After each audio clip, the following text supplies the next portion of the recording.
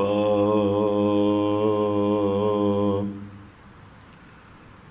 والصلاة والسلام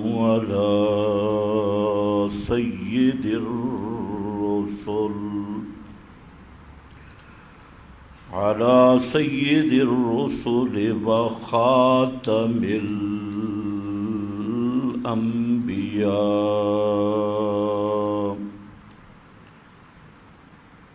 أما بعد فأعوذ بالله من الشيطان الرجيم. بسم الله الرحمن الرحيم.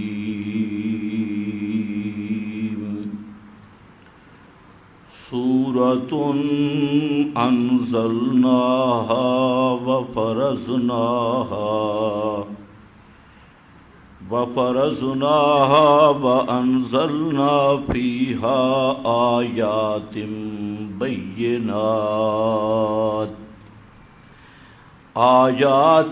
بينات لعلكم تذكرون. سبحان ربك رب العزة عما يصفون وسلام على المرسلين والحمد لله رب العالمين.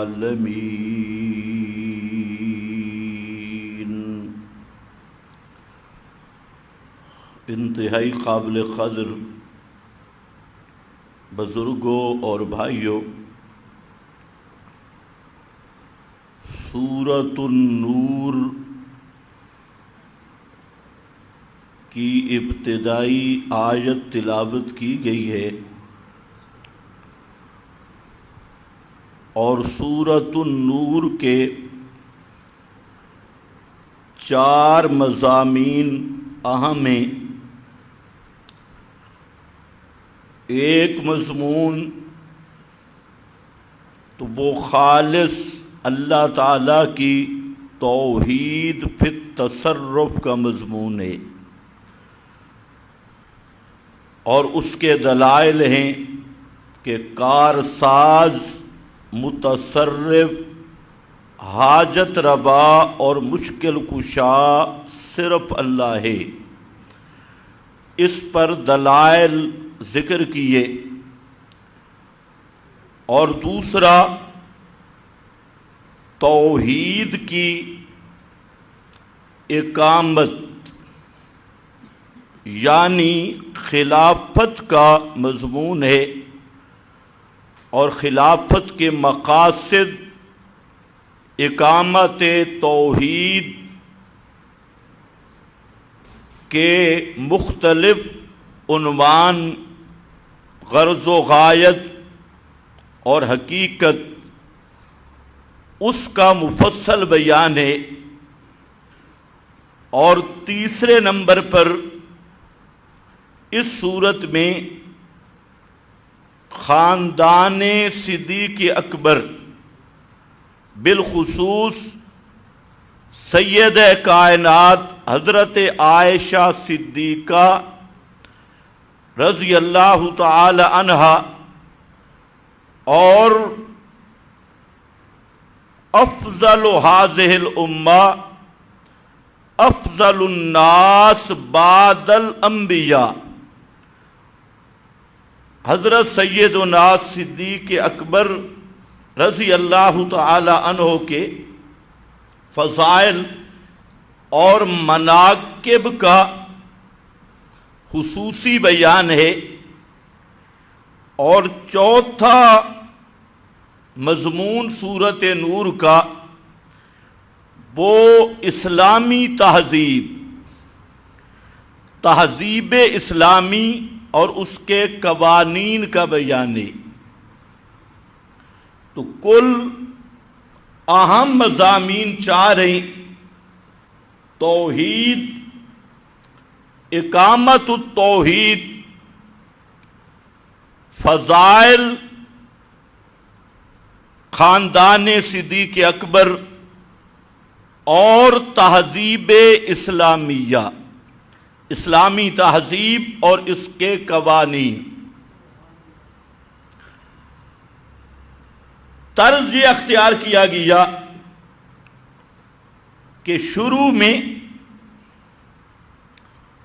تہذیب اسلامی کے 4 قوانین اور 7 آداب ذکر کیے گئے، اور ان قوانین کو سمجھنے کے بعد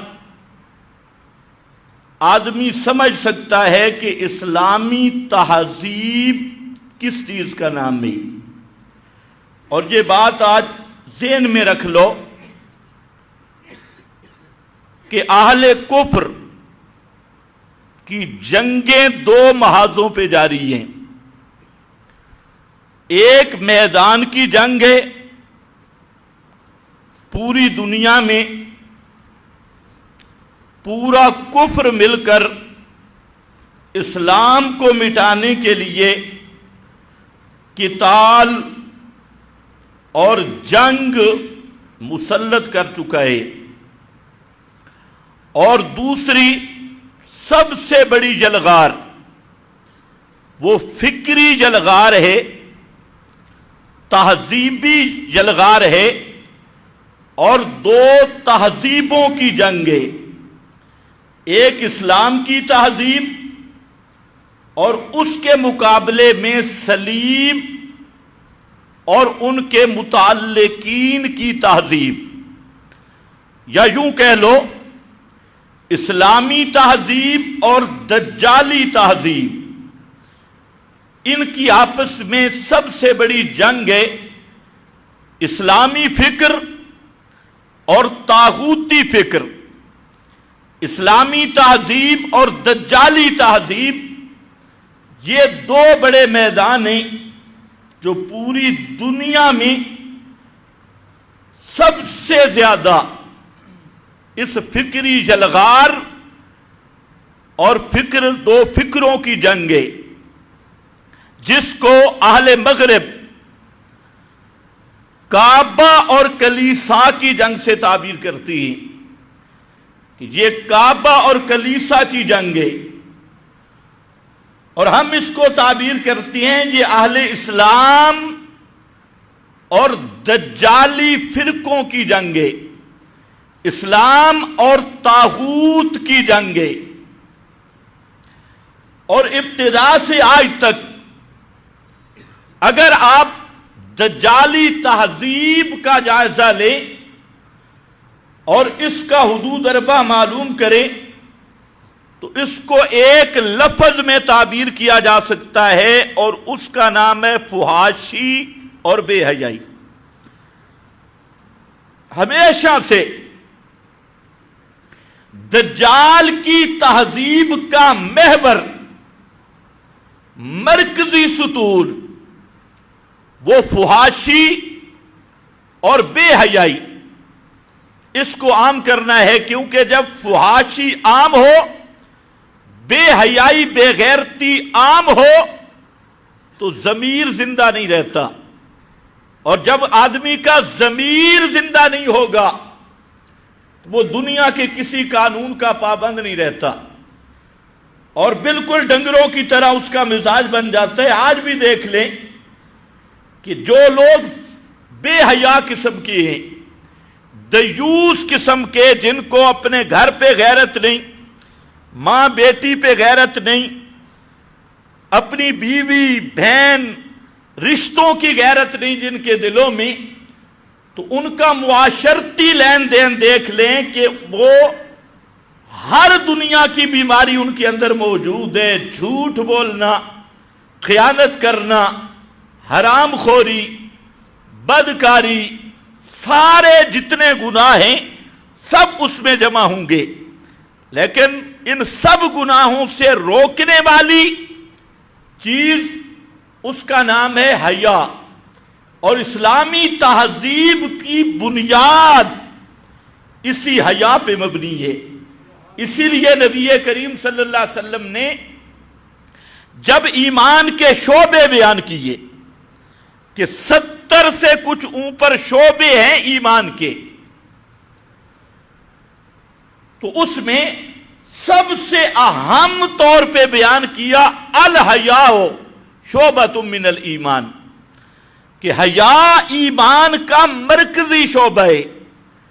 اگر کسی انسان میں حیا نہیں رہ گئی یا بے حیائی اس میں آ گئی تو سارے عیب اس میں جمع ہوں گے۔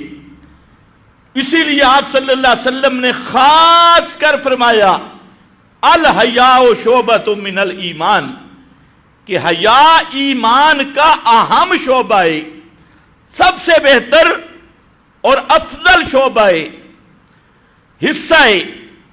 تو اسلامی تہذیب کا ستون حیا ہے، اور دجالی تہذیب کا ستون بے حیائی ہے، رکن اعظم فحاشی اور بے حیائی ہے۔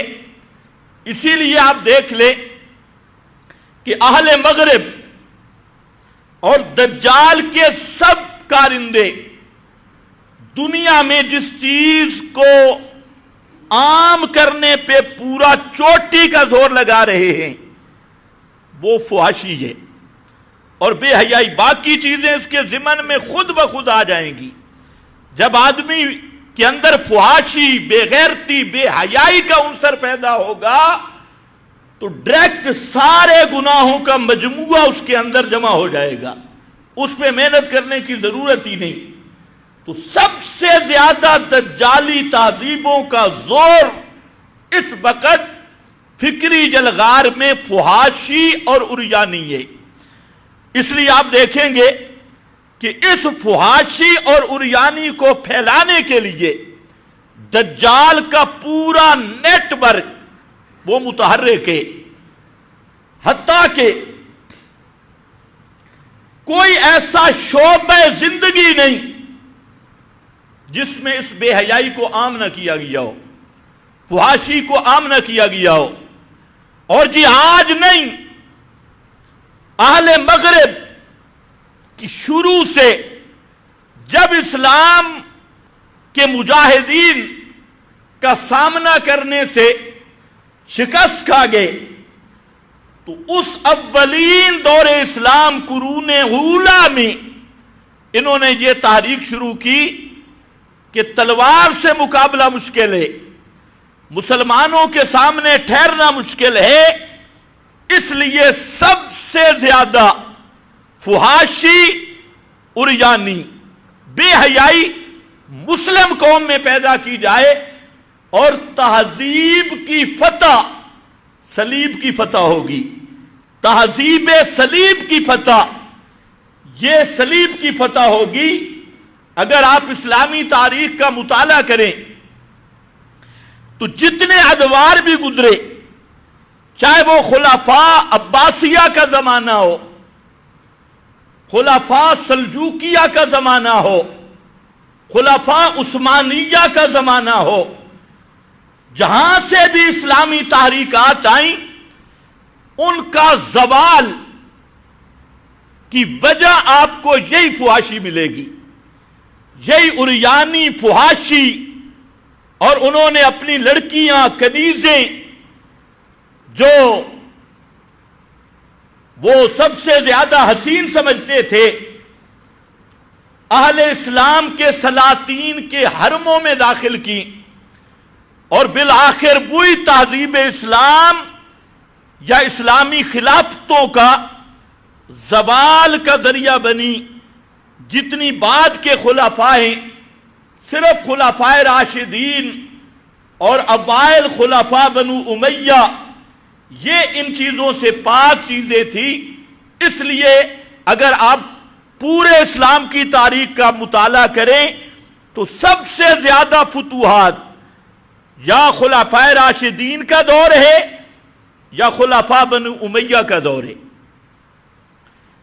اسلام ہندوستان تک پہنچا کیونکہ ان میں سب سے بڑا اسلامی تہذیب کی غیرت موجود تھی، حمیت موجود تھی۔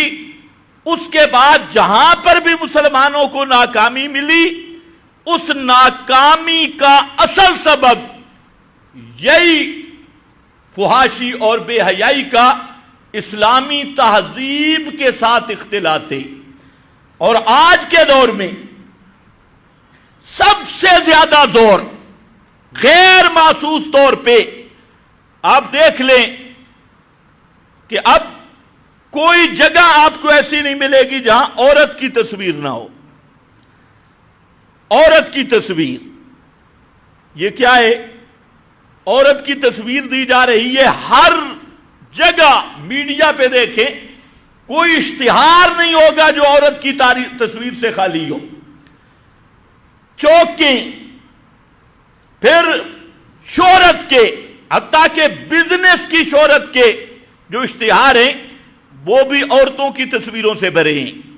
اگر آپ کپڑے والی دکان پہ جائیں تو عورت کا بت سامنے کھڑا ہے، اور یہ اندر پوچھو بے اندر کون بیٹھے؟ یہ حاجی صاحب ہے، یہ مسلمان ہے، اور باہر کیا ہے؟ عورت کا بت ہے، اور اندر اس سے پوچھو یہ سال اندرون بھی لگا کے آیا ہے، بیرون بھی لگا کے آیا ہے، اور داڑھی بھی اتنی ہے، لیکن بے حیا و دجالی تہذیب کا نمائندہ حاجی کہلوا کر بھی ان بتوں کو دکان کے سامنے لگا کے بیٹھا ہے۔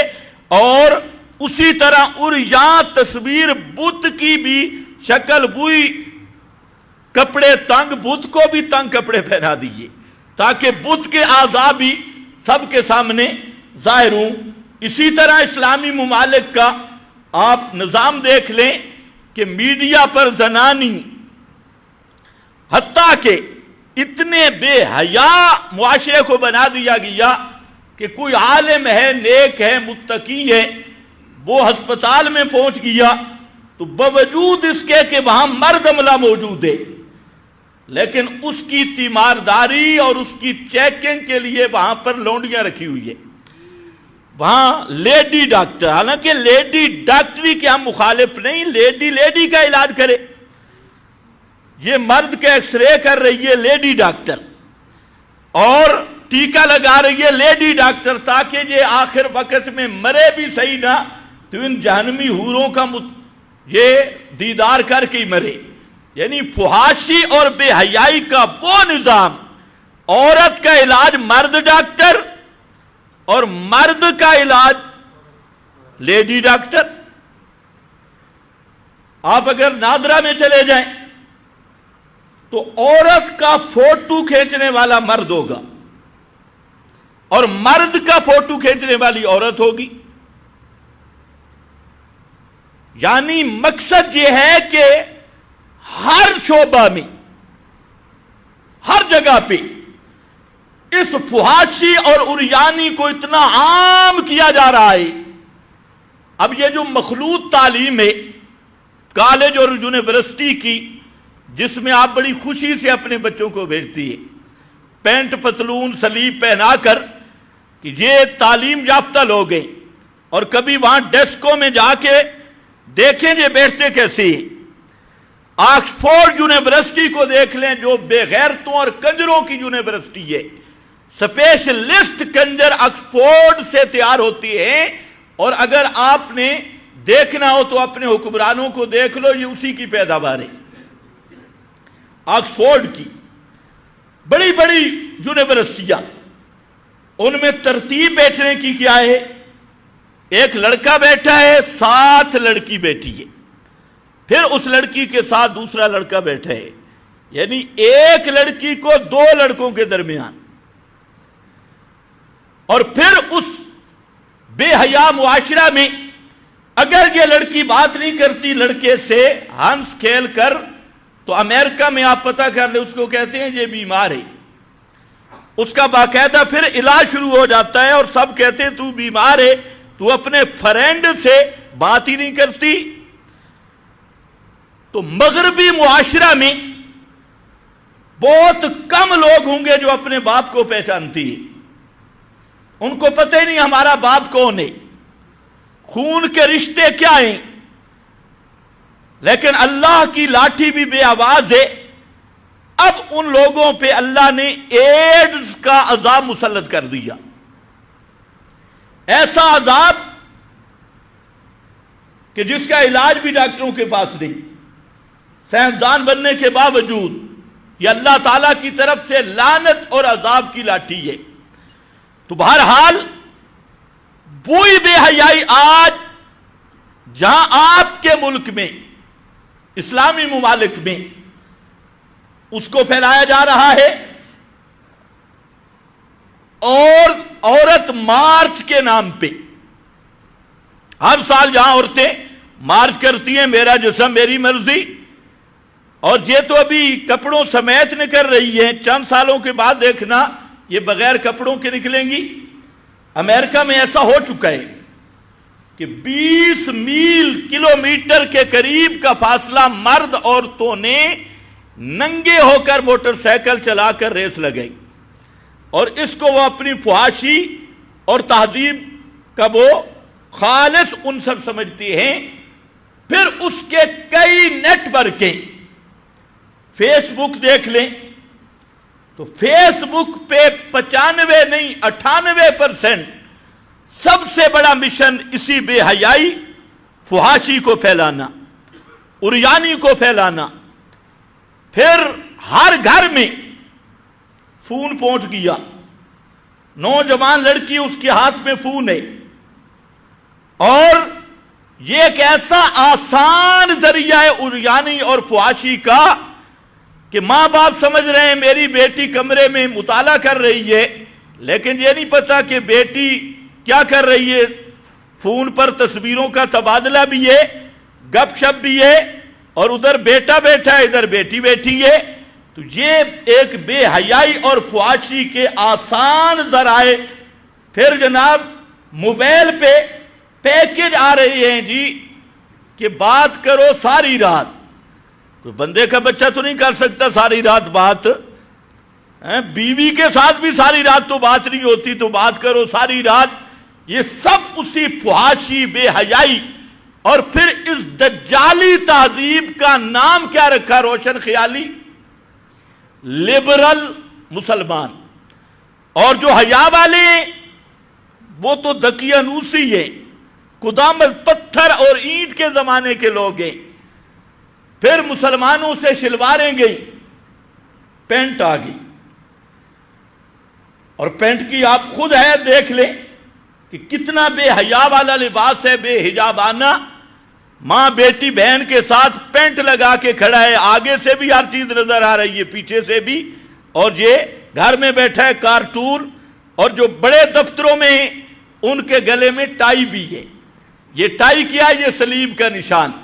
یہ بتا رہے ہیں کہ ہم صلیبیوں کے بیٹے ہیں، اسلام کے بیٹے نہیں، آل اسلام کے بیٹے نہیں۔ وہ صلیب کا نشان بھی ساتھ ہے، اور کہتے ہیں مسلمان نہیں۔ حضرت عدی کہتی ہیں کہ میں نبی کریم صلی اللہ علیہ وسلم کے پاس آیا اور میرے گلے میں صلیب کا نشان تھا، تو آپ نے اس نشان کو توڑ دیا اور فرمایا اس بت کو اپنے وجود سے دور کر۔ صلیب کے نشان کو آپ نے کیا فرمایا؟ وسن، اس بت کو دور کر دے، یہ بت ہے۔ اور آج کل اپنے پڑھے لکھے طبقہ کو دیکھیں کہ ہر ایک کے گلے میں ٹائی ہے، صلیب ہے، یعنی اس صلیب کا مطلب ہے یہ عیسائیوں کا کتا ہے، اور عیسائیوں نے اپنے کتے کے گلے میں پٹا ڈالا ہوا ہے، اور یہ رسی بھی ساتھ ہے، ادھر رسی، وہ رسی بھی کھینچتی ہے۔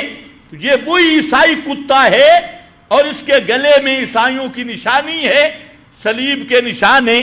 تو بہرحال میں عرض دے کر رہا تھا کہ اس وقت انٹرنیٹ ہو، تب ٹی وی ہو، تب ڈرامے ہوں، تب فیس بک ہو، گوگل ہو، یوٹیوب ہو، آئی فون ہو، یہ جتنے طور طریقے اختیار کیے گئے ہیں، یہ دجالی تہذیب کے وہ انڈے ہیں جو مسلمانوں میں تقسیم کیے جا رہے ہیں، اور فحاشی اور بے حیائی، حتیٰ کہ آج جس زمانے سے ہم گزر رہے ہیں، سعودی عرب جہاں حجاز مقدس ہے، کعبۃ اللہ اور مسجد نبوی، سعودی عرب کا شہر بھی محفوظ نہیں رہا، وہاں پر بھی سینما بنائے جا رہے ہیں، کلب بنائے جا رہے ہیں۔ سینماؤں پہ پابندی نہیں، کلب پہ رش ہے، اور کعبۃ اللہ میں کرونا وائرس ہے، اردا گرد کوئی کرونا وائرس، یعنی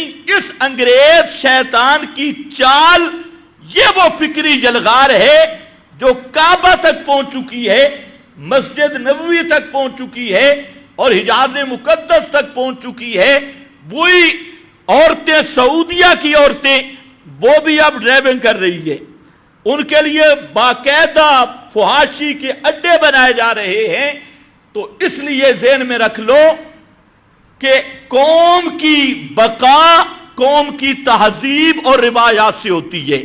جس قوم کی تہذیب ختم ہو جائے، روایات ختم ہو جائے، وہ قوم برباد ہو جاتی ہے، وہ قوم کبھی بھی آباد نہیں ہو سکتی۔ اس وقت سب سے بڑا حملہ اہل اسلام پر فکری جلغار اور بے حی دجالی تہذیب، طاغوتی نظام کا سب سے بڑا اس کو مزین کر کے، خوبصورت کر کے پیش کیا جا رہا ہے۔ اور اس کے مقابل جو اسلامی تہذیب ہے، پاکیزہ تہذیب،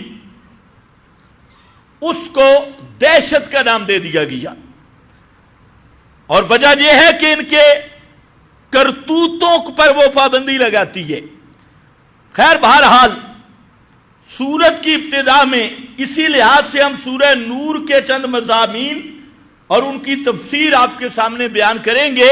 مکمل تو مشکل ہے، بہرحال چند مضامین وہ میں 2 جمعوں میں کوشش کروں گا کہ اس کا خلاصہ آپ کے ذہن میں آئے۔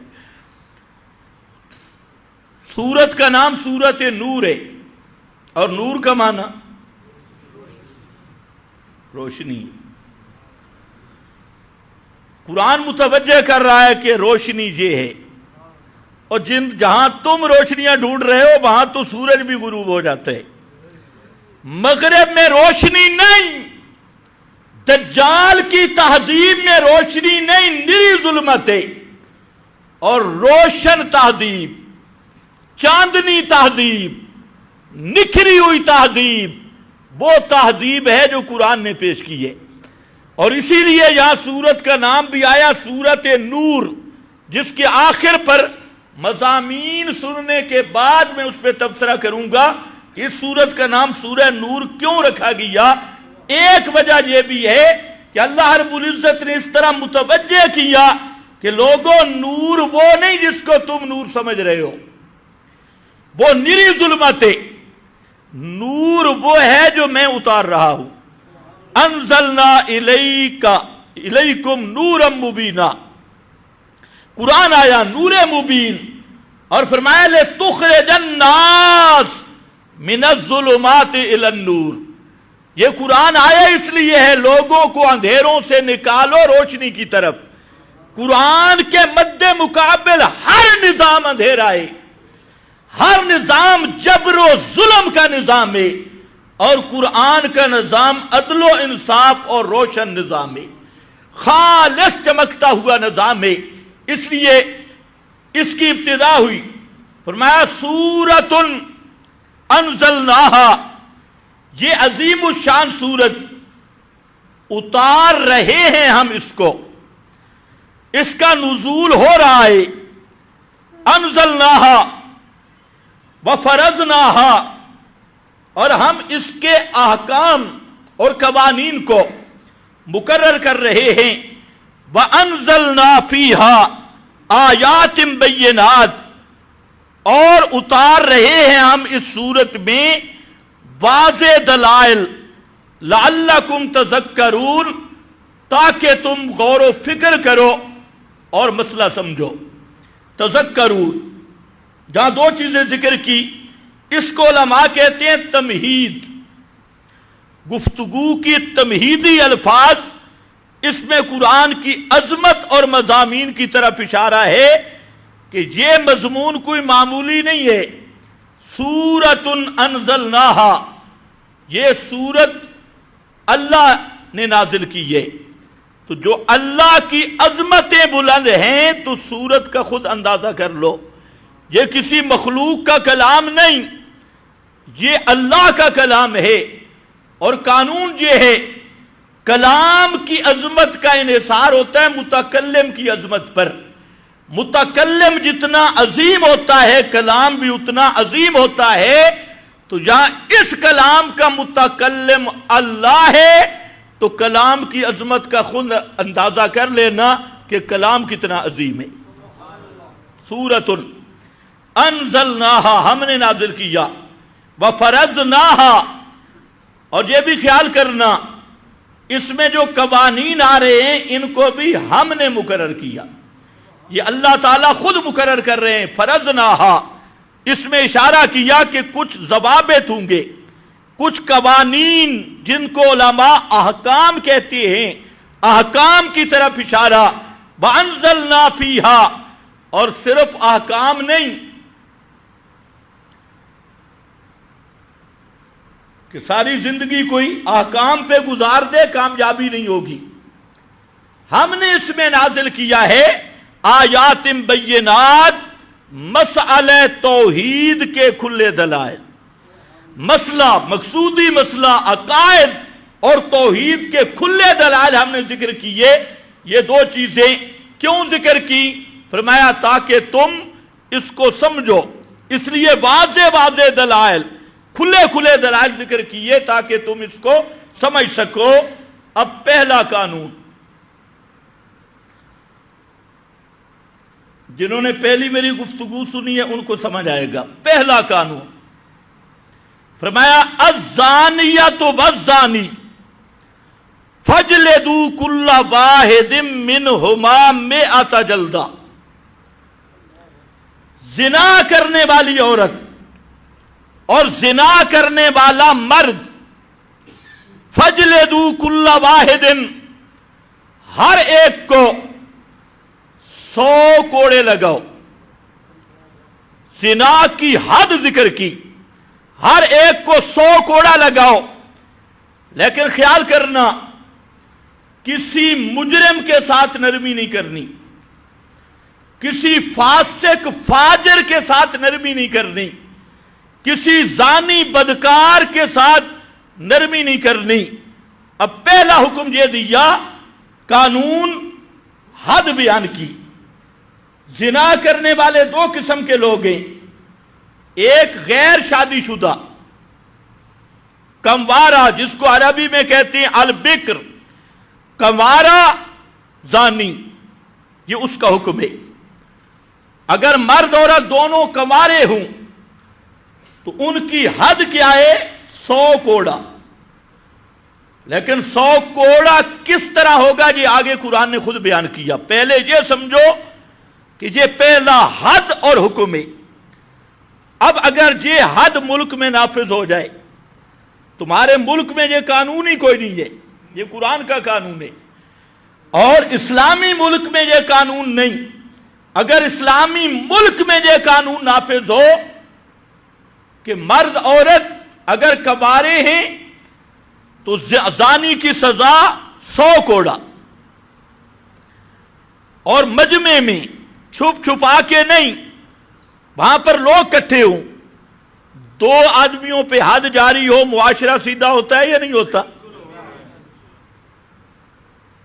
اس سے آپ کے حکمران بدک رہے ہیں۔ کہتے ہیں مدینہ کی ریاست، اور پھر مدینہ کی ریاست کے فوراً بعد برطانیہ کی سیاست، ریاست مدینہ کی، سیاست برطانیہ کی، مدینہ کی ریاست، یعنی ایسے جاہل قسم کے لوگ ہیں۔ اب ذرا سمجھو، سب سے پہلا قانون سورہ نور کا، پہلی روشنی کہ اپنے تہذیب اور معاشرہ کو زنا سے پاک کرو۔ جس معاشرہ میں زنا ہوگی اس میں پاکیزگی نہیں آ سکتی، طہارت نہیں آ سکتی۔ اسی آیت کی تفسیر میں نبی کریم صلی اللہ علیہ وسلم کے بے شمار فرمودات کہ معاشرے کی طہارت کا بنیادی عنصر یہ ہے کہ معاشرہ میں زنا نہ ہو، بدکاری نہ ہو۔ حتیٰ کہ قرآن مقدس نے سورہ بنی اسرائیل میں فرمایا لا تقربوا الزنا، زنا کرنا تو دور کی بات، زنا کے قریب نہیں جانا۔ لا تقربوا الزنا، ایسے مقدمات کے قریب نہیں جانا جو زنا کا ذریعہ بن جائے، ایسی چیزوں کے قریب نہیں جانا جو زنا کا ذریعہ بن جائیں۔ وہ کیا چیزیں ہیں؟ وہ 7 آداب اسی صورت میں بیان کیے گئے کہ 7 وجوہ ہیں جو زنا کے قریب کرنے والی ہیں۔ اس کو قرآن نے ایک ایک کو جڑ سے کاٹا اور فرمایا خبردار زنا کے قریب نہیں جانا۔ نبی کریم صلی اللہ علیہ وسلم جب بیعت لیتے تھے، ایک بیعت عورتوں سے ہے، وہ سورہ الممتحنہ میں موجود ہے۔ اس کا پہلا عنصر تھا اللہ یشرکن باللہ شیئا، جو میری بیعت کرے اس کا پہلی شرط ہے کہ شرک سے پاک ہو۔ آج بھی پیر بیعت لیتے ہیں، اسی طرح لیتے ہیں؟ یہ آپ کی بیعت ہے، یہ ہے سب سے بڑے مرشد کی بیعت۔ پہلا رکن کیا ہے؟ اللہ یشرکن باللہ شیئا، صنما نہیں، وثنا نہیں، اللہ یشرکن باللہ شیئا، کسی چیز، نبی ولی، زندہ مردہ، دور نزدیک، فرشتہ جن، کسی چیز کو بھی اللہ کا شریک نہیں بنانا۔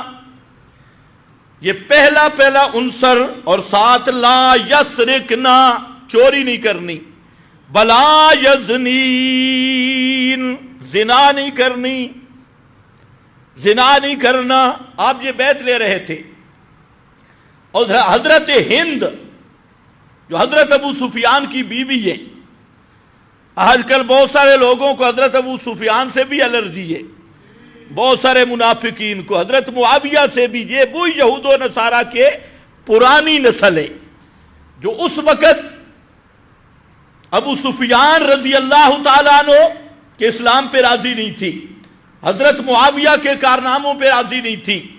آج وہی نسل ہے، اور وہ نسل ابھی محرم میں ظاہر ہو جائے گی۔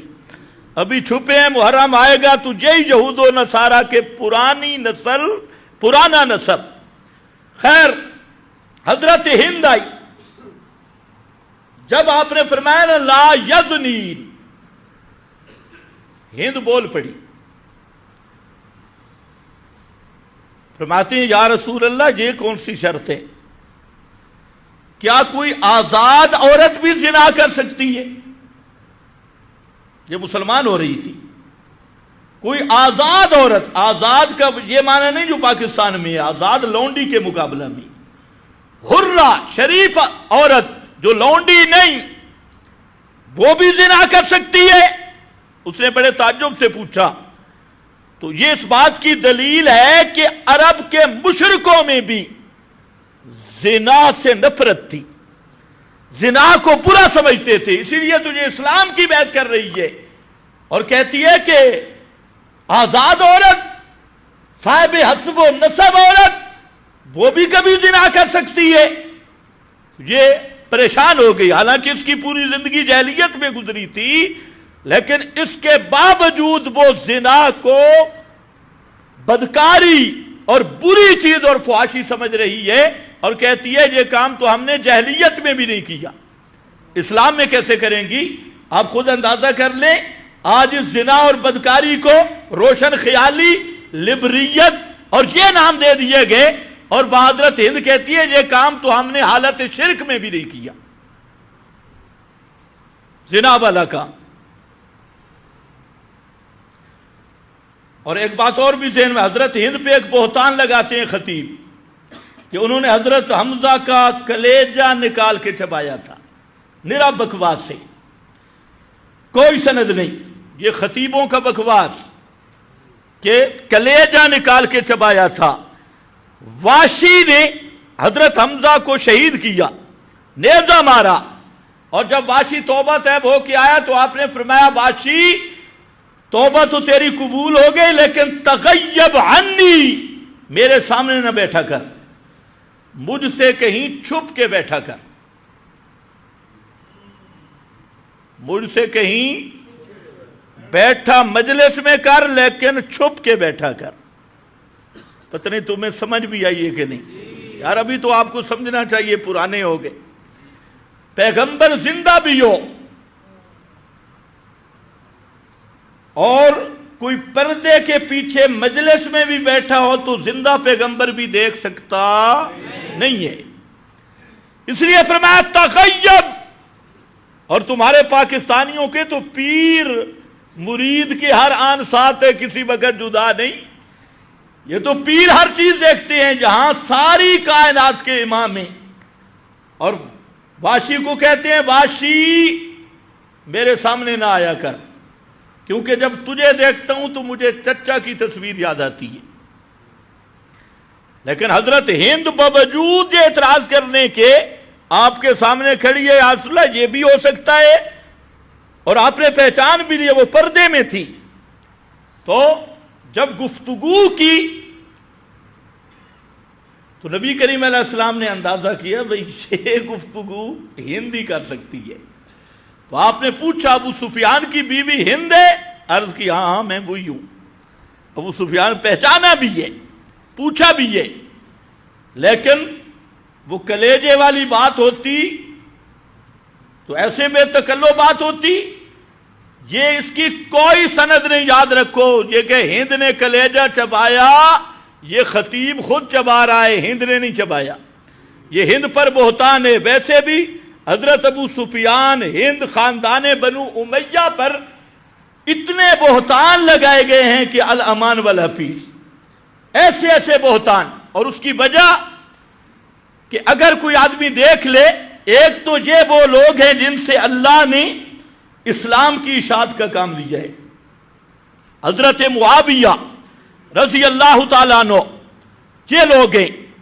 और दूसरे नंबर पर जो तारीख लिखी गई, ये पढ़े लिखे हजरात से बात कर रहा हूं, तो तारीख से मरूब है। वो तारीख लिखी गई खुलाफाए अब्बासिया के दौर में, और खुलाफाए अब्बासिया का बनु उमैया से इतना शदीद सियासी इख्तिलाफ था कि बनु उमैया का कोई नाम लेता वो उसका सर कलम कर देते। तो इन हालात में जो तारीखें लिखी गई और फिर बादशाहों के सामने पेश की गई, तो ऐसी सूरत में मैं समझता हूं कि ये हजरत मुआविया की करामात में से है कि इतने हालात के बावजूद हजरत मुआविया से रिवायात भी हम तक पहुंच गई, और हजरत मुआविया के फजाइल और मनाकिब भी वो किसी न किसी तरीके से हम तक पहुंच गए। जहां इतनी बड़ी पाबंदी थी कि हजरत मुआविया का नाम लेना जुर्म था, और सियासी कशमकश की वजह से खुलाफाए अब्बासिया की, ताकि ये एक सियासी हथकंडा होता है जो एक पार्टी आती है दूसरी को जूत दबाती है। अभी आप देख लो सियासी प्रोग्राम, इमरान खान अब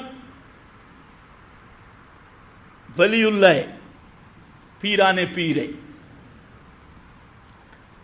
और नवाज शरीफ चोर है। नवाज शरीफ आ गया तो फिर इसकी विलायत भी देख लेना, ये किस दर्जे का वलीउल्लाह है। इससे पहले जरदारी वक़्त का जुनैद बगदादी बन के रहा, नेक वजीर आजम हजरत जरदारी साहब अलैहि मा यस्तहिक़्क़ु, तो वो था बड़ा नेक हुक्मरान जिनके लिए काबा खुलता है। ये काबा के अंदर जाके समझते हैं अब हम उधर काबा में गए और इधर बहिश्ती दरवाजा में गए। अब दो मकानों से जो गुजर गया, काबा के अंदर भी और बहिश्ती दरवाजा से, तो ये समझते हैं अब तो हम पे वाजिब हो गई। हम कहते हैं बिल्कुल वाजिब हो गई, लेकिन जहन्नम वाजिब बिल्कुल हो गए। अबू जाल काबे के अंदर रहा, कुछ भी नसीब नहीं हुआ। उसने काबा तामीर कराया। ये कहते काबा के अंदर सऊदी हुक्मरानों के साथ दाखिल हो गए तो हमारी बख्शिश हो जाएगी। वो फकीरनी भी काबा में फिर रही थी और ये फकीर भी। तो खैर बहरहाल मैं अर्ज कर रहा था कि हजरत हिंद पर, हजरत मुआविया पर और इस खानदान पे बेशुमार बोहतान लगाए गए जिनकी असल मकासद सियासी थे, और मुअर्रिखीन हुकूमत के वही चापलूस, जैसे आज मौलवी ताहिर अशरफी कोई इमरान खान की तारीफ कर दे या तारिक जमील, ये पुराने लूसी मुल्ला हैं जो हर दौर में हुकूमतों के खुशामदी रहे, दरबारी मुल्ला جیسے اکبر بادشاہ کو خراب کیا تھا ملا فیضی نے، تو اس نے پورا دین نیا بنا دیا. یہ ملا فیضی کے نقش قدم پہ چلنے والے کردار ہوتے ہیں، کبھی طارق جمیل کی صورت میں، کبھی طاہر اشرفی جیسے سنڈے کی صورت میں، کبھی کسی دوسرے گدھے کی صورت میں. تو یہ مختلف کردار ہر دور میں ہوتے ہیں جو بادشاہوں کو خراب کرتے ہیں اور ان کے خوشامدے کر کے داد وصول کرتے ہیں. یہ ان لوگوں میں سے ہے. یہ تو شکر کرو مولانا اس دفعہ اسمبلی سے باہر ہو گئے، ورنہ پہلے یہ بھی اسی دربار کے درباری تھے. اس دفعہ باہر ہے، اس دفعہ مجاہد ہے، امیر المجاہدین. اور اگلے 5 سالہ میں اللہ جانے کیا ہوگا. اس 5 سالہ میں تو اب امیر المجاہدین ہیں، ادھر سے فارغ ہو گئے. خیر بہرحال آؤ. الزانیۃ والزانی، زنا یہ فحاشی ہے، بے حیائی کا مرکز. اس پر نبی کریم صلی اللہ علیہ وسلم نے فرمایا قال رسول اللہ صلی اللہ علیہ وسلم من اشراط الساعہ، قیامت کی علامات میں سے ہے ان یرفع العلم، سب سے پہلے علم اٹھ جائے گا، دین کا علم اٹھ جائے گا. ان یرفع العلم، آج بالکل وہی زمانہ ہے کہ نرے جاہل قسم کے لوگ منبر اور محراب کے بارے سے، جن کو پتہ کسی چیز کا بھی نہیں، کوئی ثانیہ سے بھاگا ہوا، کوئی کہیں سے بھاگا ہوا، کوئی جس کو علم پڑا ہی نہیں، آج وہ امت کے رہنما ہیں.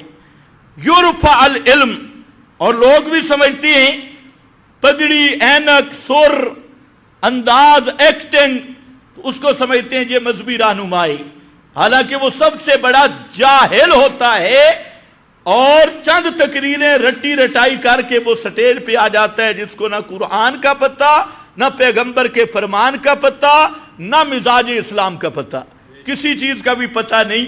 چند مسائل رٹا لگا کے وہ میدان میں ہے، ہوتا اول درجے کا جاہل ہے. پہلا ان یرفع العلم ویثبت الجہل، جہالت پک جائے گی، رچ جائے گی. ویشرب الخمر، اور شراب پیا جائے گا، سر عام شراب ہوگا.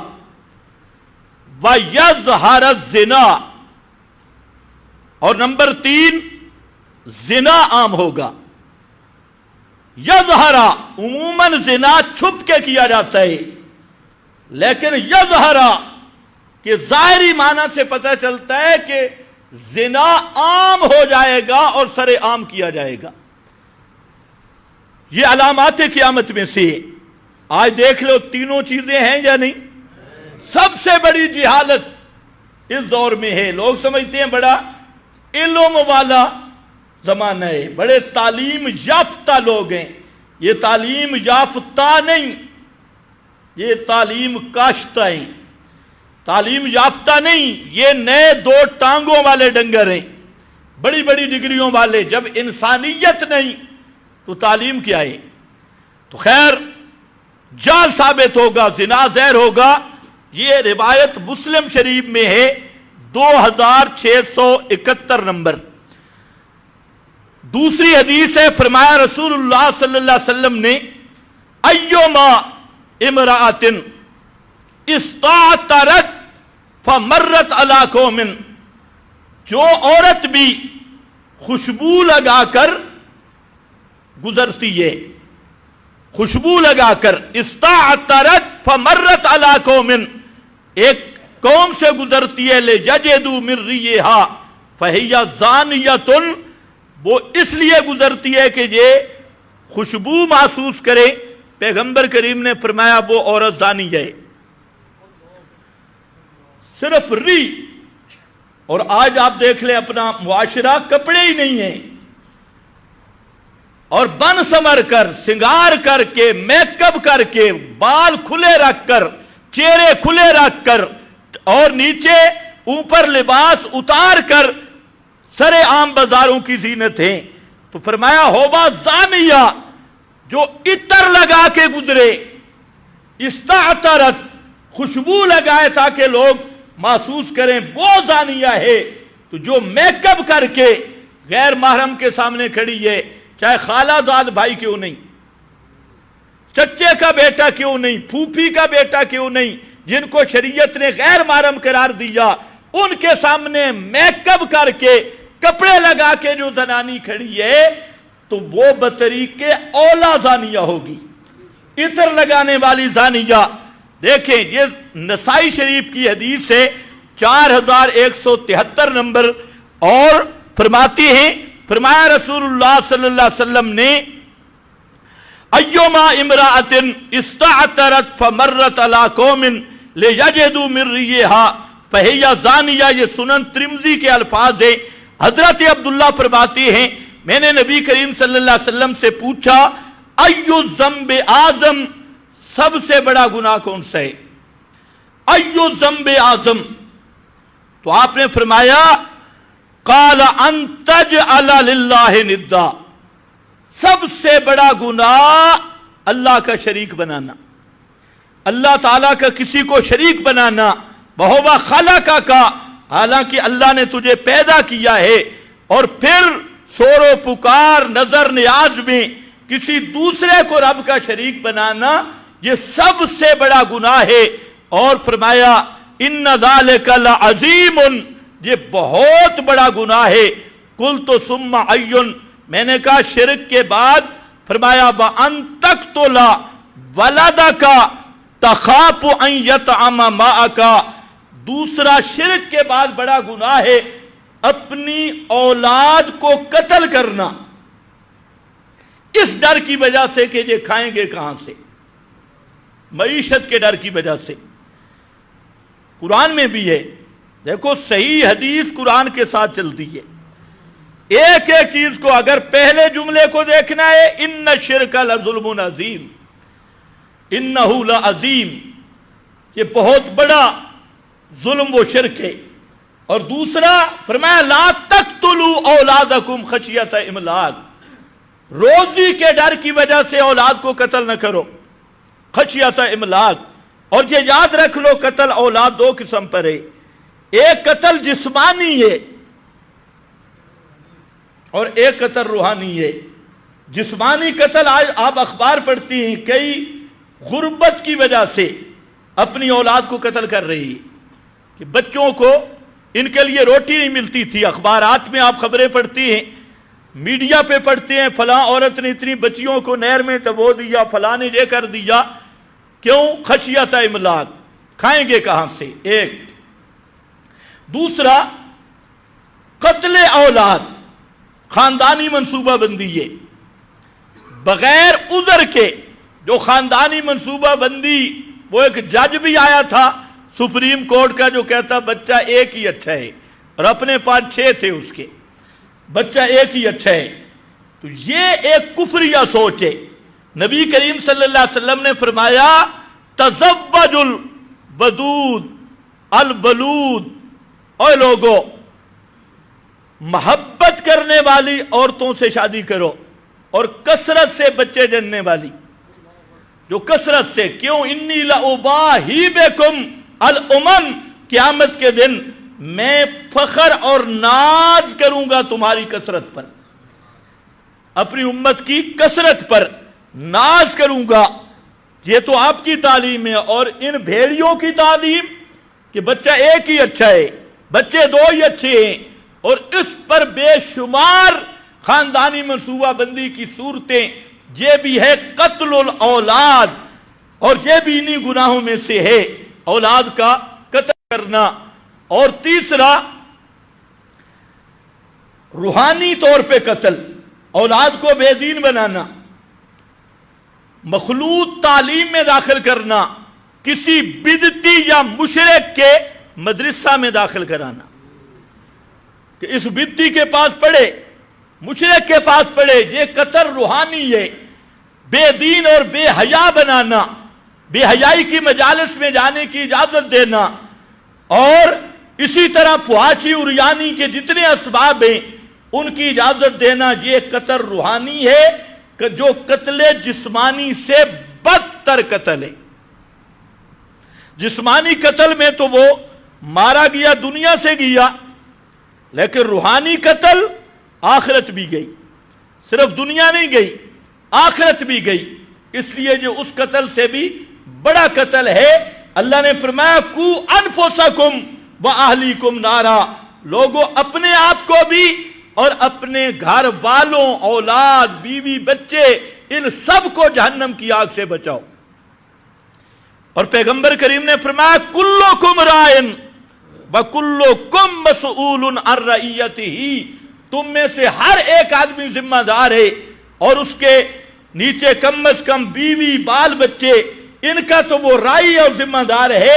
قیامت کے دن اس سے اپنی رعیت کے بارے میں اللہ پوچھیں گے کہ ان کی تربیت کیسے دی تھی۔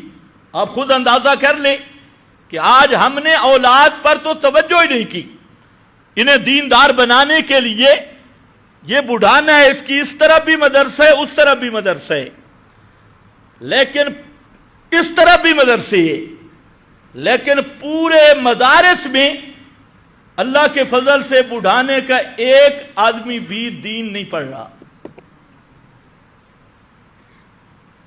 شوق دیکھو، ترنول چلے جاؤ اسی طرح ہے، اسلام آباد چلے جاؤ اسی طرح ہے، دور دراز سے طلباء آتے ہیں پڑھنے کے لیے۔ یا اس مدرسہ میں بلوچستان کے طلباء پڑھتی ہیں، سندھ کے طلباء، خیبر پختونخوا، پنجاب، وہاں کے طالب علم جہاں پڑھنے آتے ہیں، لیکن قرب و جوار والے ماشاءاللہ قلوبنا غلف، ان میں ایک کو بھی توفیق نہیں کہ دیندار عالم بن جائے۔ اگر زیادہ شوق ہوگا سے روزہ لگا کے مفتی بن کے آ جائیں گے چلا لگا کر، لیکن دین پڑھنے والا کوئی بھی نہیں۔ اور مزے کی بات یہ ہے، سکول کالج والے تم سے فیسیں لیتے ہیں لاکھ لاکھ، اور مدرسے والے تم سے 1 روپیہ نہیں لیتے۔ وہاں ٹیوشنیں پڑھاتی ہو اور سارا زور لگاتی ہو، اور جہاں مفت تعلیم ہے جہاں پر تیاری ذہن ہی نہیں تیار، پھر کہتی ہے جو مولوی بنے گا کھائے گا کہاں سے۔ لیکن یہ نہیں سوچا کہ اگر عالم ربانی ہونا، ایک تو ہے نا دوسرے علماء سو خنزیروں کی طرح کھاتی ہیں، یاکل کما تاکل الانعام، نرے ڈنگر، اور جو عالم ربانی ہو اللہ اس کو حلال روزی اور عزت کی روزی دیتے ہیں۔ امام رازی رحمت اللہ علیہ فرماتی ہیں، یہ غریب آدمی تھے بہت زیادہ، اور وقت کے امام تھے، ان کے پاس چیز کوئی بھی نہیں تھی، تو فرماتے ہیں میں اتنا تنگ دست تھا کہ روٹی بھی مشکل تھی، حالانکہ 60 علوم میں امام رازی نے PhD کی تھی، 60 علوم، اپنے وقت کے بہت بڑے سائنسدان بھی تھے، فلسفی بھی تھے، طبیب، سب کچھ۔ کہتے ہیں میں نے سوچا کیا کروں، مانگنا تو کسی سے نہیں، تو کہتے ہیں میں نے قرآن پاک کی تفسیر لکھنی شروع کر دی۔ جب سورہ فاتحہ کی تفسیر مکمل ہوئی تو اللہ نے رزق کے خزانے کھول دی، رزق کے خزانے کھول دی۔ یہ ہوتا ہے۔ خیر بہرحال مولوی بھوکا کبھی نہیں مرا، زیادہ کھا کر مرنے کی میں مثالیں پیش کر سکتا ہوں کہ مولوی زیادہ کھا کے مر گئے، بھوکا کوئی نہیں مرا۔ تو اولاد کو قتل روحانی سے بھی بچاؤ۔ تو فرمایا تیسرے نمبر پر قلت ثم حی قال، آپ نے فرمایا تیسرا بڑا گناہ یہ ہے کہ یہ تو زنا کرے حلیلۃ جارے کا، اپنے پڑوسی کی بیوی سے۔ پڑوسی زنا مطلقاً حرام ہے، لیکن ہر گناہ کے کچھ تفاوت اور درجے ہوتی ہیں۔ جس طرح باہر کوئی جھوٹ بولے تو بھی گناہ ہے اور مسجد کے اندر بولے تو بھی گناہ ہے، لیکن مسجد کے اندر والا جھوٹ زیادہ کبھی ہے باہر والے جھوٹ سے۔ اسی طرح ایک آدمی کعبہ کے اندر جھوٹ بولے تو مسجد کی نسبت وہ بڑا گناہ ہے۔ تو جہاں فرمایا اپنے پڑوسی کی بیوی سے زنا کرنا، یہ تیسرا بڑا گناہ ہے، سب سے بڑا گناہ۔ اور پڑوسی کی قید کیوں؟ اس کی کئی وجوہات ہیں۔ پہلی وجہ کہ پڑوس کا حق ہے، پڑوسی کے اللہ تعالیٰ نے حقوق رکھے ہیں۔ نبی کریم صلی اللہ علیہ وسلم نے فرمایا کہ پڑوسیوں کے متعلق، ہمسایوں کے متعلق اللہ نے اتنی تاکید کی کہ میں یہ سمجھنے لگ گیا کہ شاید وراثت میں بھی یہ شریک ہوں گے۔ اتنا بڑا حق۔ آج سناؤ یہ چیزیں ہیں ہمارے اندر؟ اسلامی تہذیب تو یہ ہے پڑوسیوں کا خیال رکھنا، ہمدردی، اور سب سے بڑی ہمدردی ہے ان کو پیار سے مسئلہ سمجھاؤ، دعوت دو تاکہ جہنم سے بچ جائے، اور دعوت بھرپور رہے، اور اس دعوت کے عنوان پر ان صلہ رحمی رشتہ داروں کے ساتھ یہ چیزیں تو وہ دعوت کے ضمن میں ہوں۔ آپ اور ہمارا کیا حال ہے؟ دوستیاں لگا لیتی ہیں، پھرا بلی دوستیاں مشرکوں بدتیوں کے ساتھ، اور ان کے مذہبی رسومات میں شریک ہوتے ہیں۔ یہ نہیں ہے پڑوس کا حق۔ پڑوس کا حق شریعت کے مطابق ہو، جو شریعت نے رکھا ہے اس کے مطابق۔ خیر، دوسری وجہ یہ ہے، تو پہلی وجہ پڑوسی کا حق ہے، پڑوسی کا اعتماد ہے۔ تو جب پڑوسی کی بیوی سے یہ تو محافظ ہونا چاہیے تھا، اس نے تو حفاظت کرنی تھی، جب اس کو پڑوسی کی عزت کا حیا نہیں آیا تو اس لحاظ سے یہ گناہ عام زنا سے بھی بڑھ گئی ہے۔ اور نمبر دو یہ ہے کہ پڑوسی کی بیوی، اس سے زنا کرنا آسان ہے بنسبت اجنبیہ کے، کیونکہ وہ ہر وقت قریب ہے، تو زنا کے چانس زیادہ ہیں، اس لیے آپ نے اس کو خاص کر کے ذکر کیا ہے جہاں چانس زیادہ ہیں۔ یہ حکمت نبوت ہے۔ آپ نے فرمایا خبردار، پڑوسی کی بیوی کے ساتھ جو زنا کرتا ہے یہ شرک قتل کے بعد سب سے بڑا گناہ ہے۔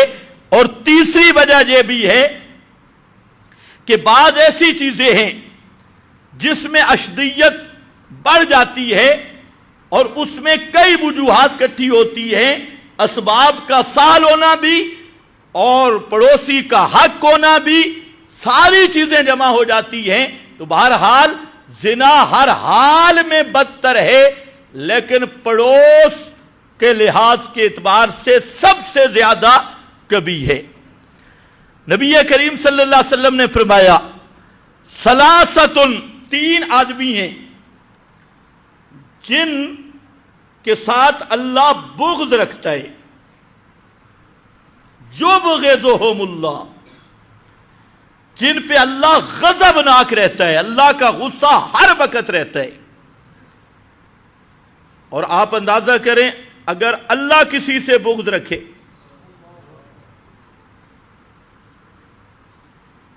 تو اس کا لعنت میں کتنا بڑا درجہ ہوگا۔ فرمایا تین آدمی ہیں جن پر اللہ غصہ غضب کرتا ہے۔ پہلا آدمی ان میں ہے الشیخ الزانی،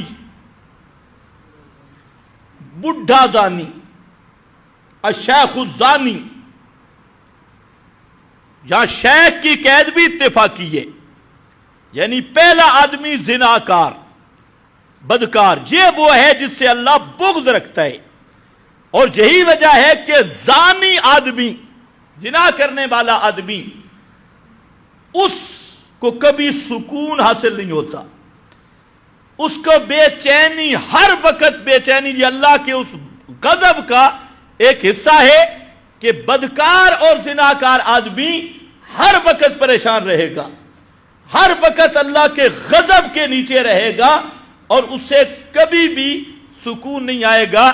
اس کی حالت ہوتی ہے اس باولے اور لبنے اور پاگل کتے کی، جو پاگل ہو جاتا ہے اور اس کو جراثیم ایک جگہ پہ بیٹھنے نہیں دیتے، اسی طرح اس زانی کا حال ہوتا ہے کہ اس کو کبھی بھی سکون نہیں مل سکتا، نہ ایک جگہ پہ وہ اطمینان کی زندگی گزار سکتا ہے، اور اس کی بالکل دماغ اس پاگل کتے کی طرح ہوتا ہے جو پاگل کتے کو سکون نہیں لینے دیتا۔ اسی طرح زانی آدمی کو بھی کبھی سکون نہیں آئے گا، حتیٰ کہ اس کے وجود کے قریب جائیں گے تو بری بدبو آئے گی، بری بدبو، ایسی بدبو کہ آپ بیٹھ نہیں سکیں گے۔ تو یہ اللہ تعالیٰ کے غضب کا ایک ایسا اثر ہے کہ اس کے بدبو وجود میں دنیا کے اندر بھی ایسی گندی بدبو پیدا کر دی۔ اور نبی کریم علیہ السلام فرماتے ہیں معراج کی رات جب میں نے دیکھا کہ کچھ مرد عورتیں الٹے لٹکے ہوئے ہیں جہنم کے تنور میں، اور بار بار ان کا وجود بنتا ہے، گلتا ہے، پھر بنتا ہے، اور ان کے وجود سے اتنی بدبو آ رہی ہے جو قابل برداشت نہیں۔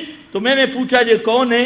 تو فرشتوں نے مجھے بتایا کہ یہ آپ کی امت کے زناکار لوگ ہیں جو دنیا میں زنا کرتے تھے، ان کا یہ حال ہے کہ جہنم کے تنور میں ان کو الٹا کر دیا گیا ہے۔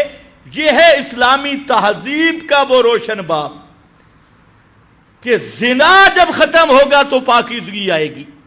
اور اسی طرح حدیث میں آتا ہے کہ جب جس قوم میں زنا عام ہو جاتا ہے تو وہ ایسی بیماریوں میں مبتلا ہوتی ہے، وبائی بیماریوں میں، کہ اس سے پہلے ان کے اسلاف نے ان بیماریوں کا نام ہی نہیں سنا تھا۔ آج دیکھیں کتنی ایسی بیماریاں ہیں، یہی کرونا پہلے تھا، اور اس طرح کی موذی بیماریاں، تو ان کا اصل وجہ یہ بھی اللہ کے غضب کی ایک علامت ہے۔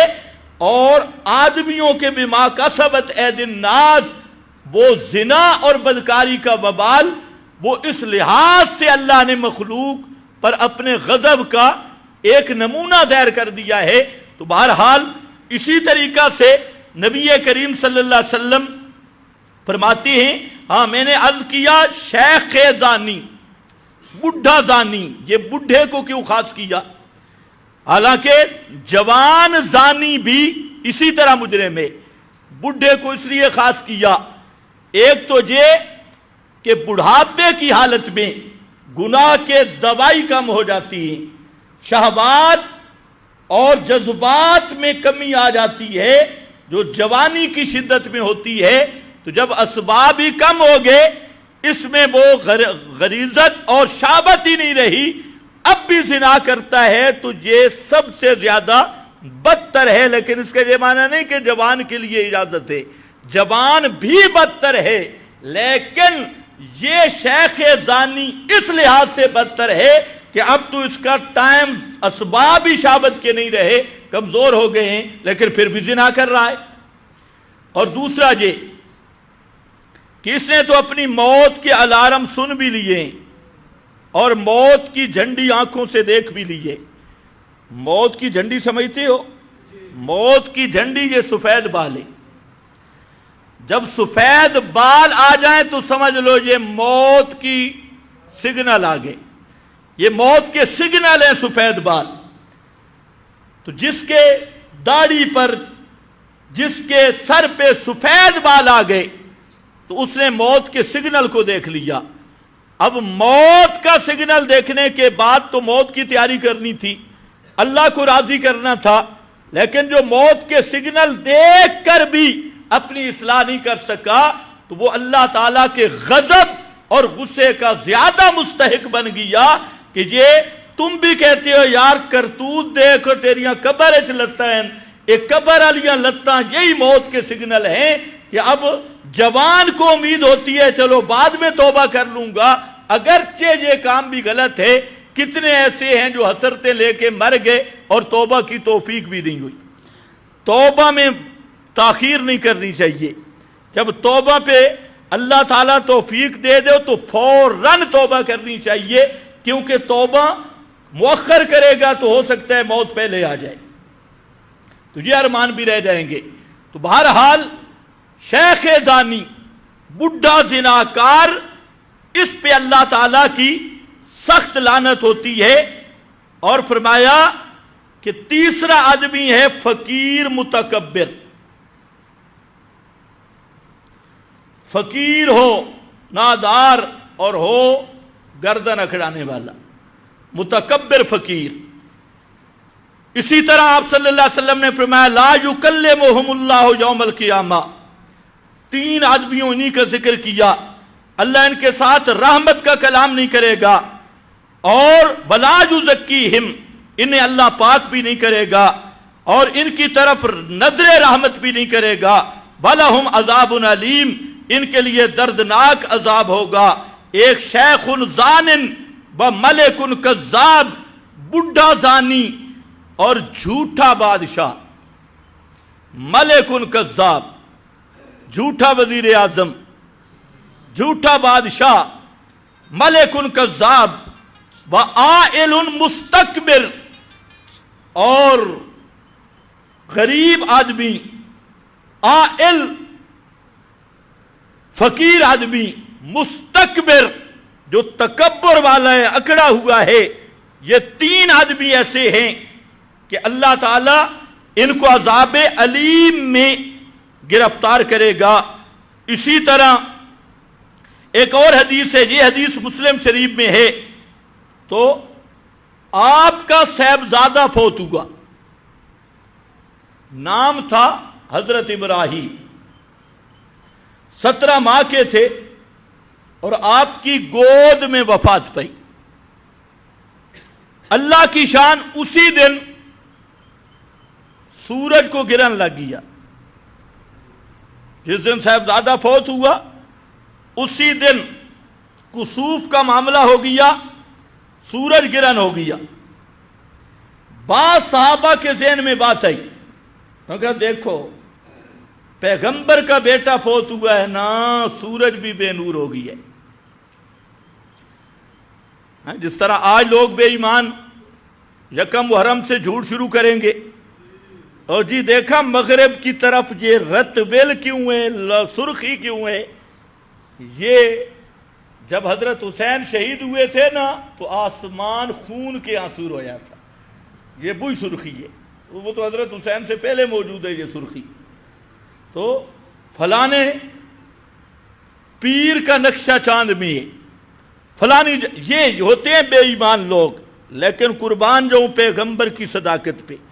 آپ کو پتہ چلا کہ بعض لوگ یوں بات کر رہے ہیں، آپ منبر پہ آئے، سب کو جمع کر کے تقریر کی، اس تقریر کے لفظ ہیں ان الشمس والقمر آیاتان من آیات اللہ، خبردار تم کہہ رہے ہو پیغمبر کے بیٹا فوت ہوا اس لیے سورج گرہن ہو گیا، خبردار سورج اور چاند یہ اللہ کی نشانیوں میں سے ہیں، اللہ کی نشانیوں میں سے دو نشانیاں ہیں، لا یکسفان لموت احد بلا لحیاتہ، کسی کے مرنے سے یا کسی کے پیدا ہونے سے ان کو کسوف اور گرہن نہیں لگتا، یہ اللہ کے حکم کے مطابق چل رہے ہیں، کوئی مرے تب بھی ان کو گرہن نہیں ہوتا، کوئی پیدا ہو تب بھی ان کو گرہن نہیں ہوتا۔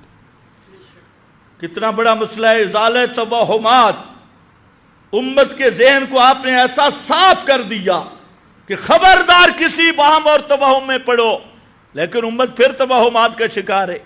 مغرب کے بعد جھاڑو دے گو نا، کہتے ہیں کہ نہیں کہتے؟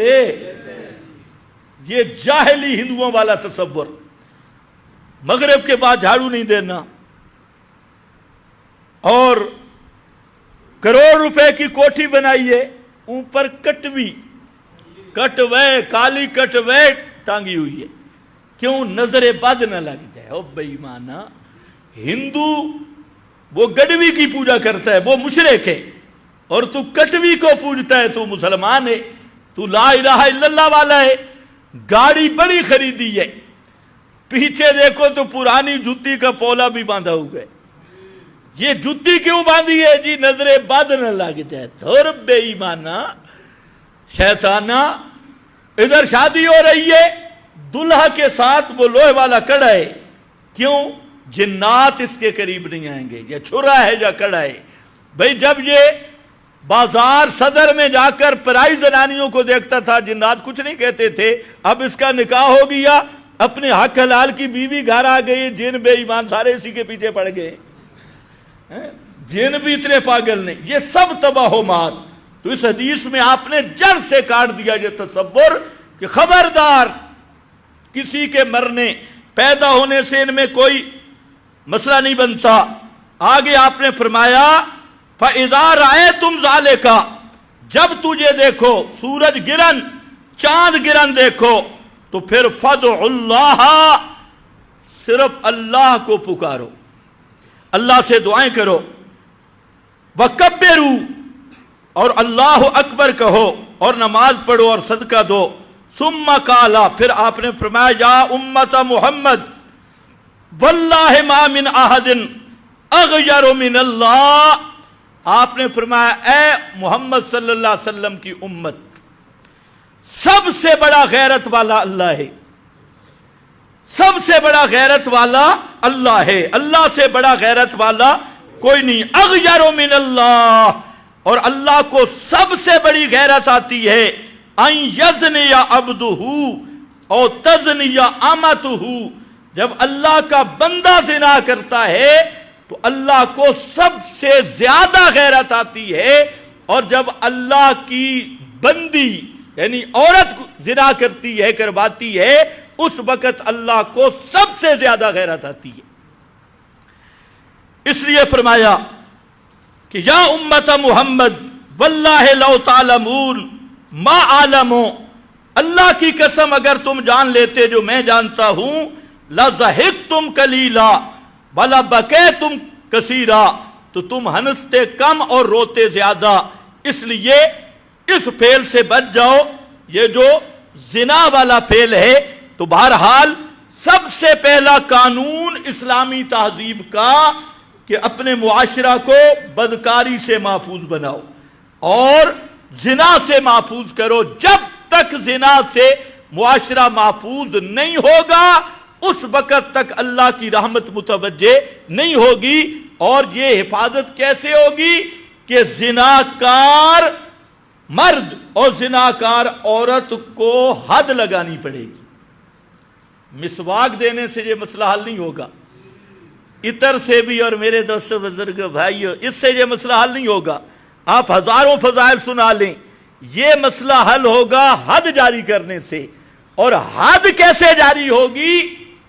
جب اسلامی نظام ہوگا, خلافت کا نظام ہوگا, اقامت توحید ہوگی, اور اس وقت اب آپ یہ بھی ساتھ سمجھتے ہیں کہ یہ اسلامی احکام کا نفاذ یہ آج کے حکمران کیوں نہیں چاہتے.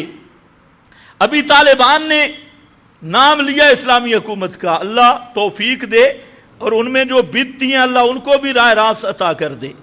تو بہرحال خالص توحید و سنت کی اقامت ہو, ہم تجھے دعا کرتے ہیں.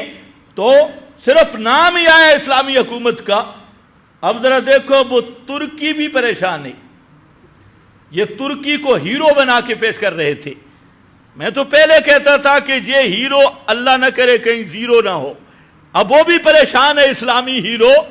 طیب صاحب بھی پریشان ہے اردگان کہ یہ اسلامی حکومت کیوں آ رہی ہے. ایران تو ویسے اسلام دشمن ہے, وہ پریشان. اب امریکہ دوبارہ پشیمان ہے اور اس نے کارروائیوں کو حکم دوبارہ دے دیا, حالانکہ خود معاہدہ کر کے بے ایمان گیا. لیکن جب دیکھا اسلامی نظام آ رہا ہے, اسلامی نظام کو کبھی بھی باطل برداشت نہیں کر سکتا, دجال برداشت نہیں کر سکتا. اب پھر مشورے ہو رہے ہیں کہ دوبارہ حملہ کیا جائے, چاہے ہمارا جتنا نقصان بھی ہو, لیکن دنیا کے کسی خطہ پر اسلامی نظام نافذ نہ ہو. اور یہی خواہش ہے سب دجال کے پیروکاروں کی.